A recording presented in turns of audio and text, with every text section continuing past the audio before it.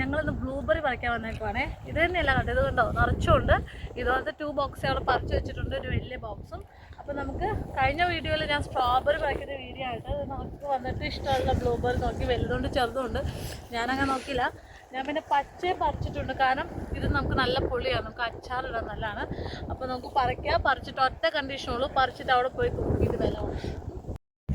അപ്പോൾ ഇത് മൊത്തം ബ്ലൂബെറിയുടെ പ്ലാന്റ് ആണ്.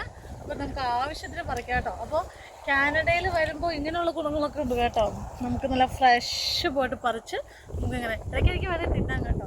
തിന്നുന്നവരുണ്ട്, ഞങ്ങൾ അത്യാവശ്യമൊക്കെ തിന്നു, പിന്നെ ബാക്കിയാണ്. അപ്പോൾ ഞങ്ങളുടെ ഫ്രണ്ട്സും ഉണ്ട് അവിടെ, കുറേ പേര് പറിക്കാൻ വന്നിട്ടുണ്ട്. ഞങ്ങളുടെ ഇവിടുത്തെ ഫ്രണ്ട്സാണ്.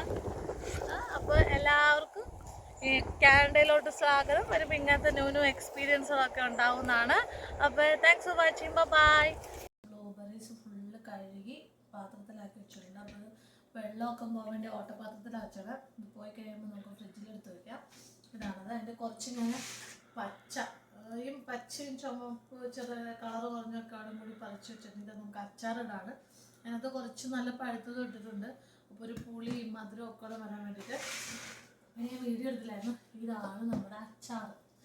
കണ്ടാൽ നമ്മുടെ സ്വന്തം മാങ്ങാച്ചാർ പോലെ ഇരിക്കും, പക്ഷേ ഇതാണ് ഗ്രീൻ ആപ്പിൾ അച്ചാറാണ്. അപ്പോൾ അതിൻ്റെ വീഡിയോ എടുത്തില്ലായിരുന്നു. ഗ്രീൻ ആപ്പിൾ പറിക്കുന്നത് പോലെ നമുക്ക് പോണ വയ്ക്കും കാണാൻ ഇഷ്ടംപോലെ ആപ്പിൾ മരങ്ങളും അതിനകത്ത് ആപ്പിൾ മീൻസ് ഉണ്ടായി കിടക്കുന്നു. അപ്പോൾ അതിൽ കുറച്ച് ഗ്രീൻ ആപ്പിൾ പറിച്ച് നമ്മൾ നല്ല അച്ചാർ നിന്നൊന്ന് ജസ്റ്റ് ഇരുന്നൊന്ന് പിടിക്കണം. അപ്പോൾ സമയം 10 മണി കഴിഞ്ഞു. ഇതിപ്പോൾ ഇന്ന് രാവിലോട്ടുള്ള ഇതായിരുന്നു പരിപാടിയൊക്കെ. ഇതാണ് നമ്മുടെ ഇന്നത്തെ വിശേഷം.